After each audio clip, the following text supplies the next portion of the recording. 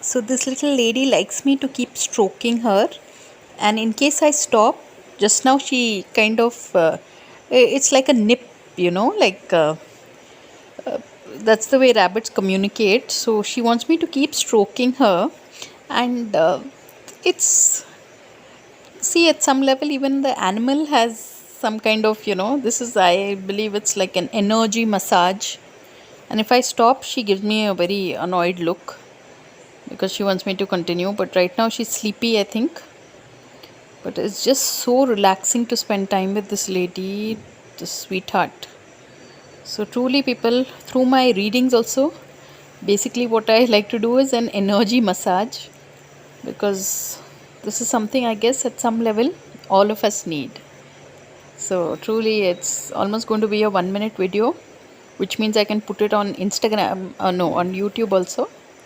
This is my sweetheart. I just finished 45 times Surya Namaskar. So a bit tired, but this lady looks like she's about to fall asleep. So energy massage it is, people, and through my energy readings, that's exactly what I like to do.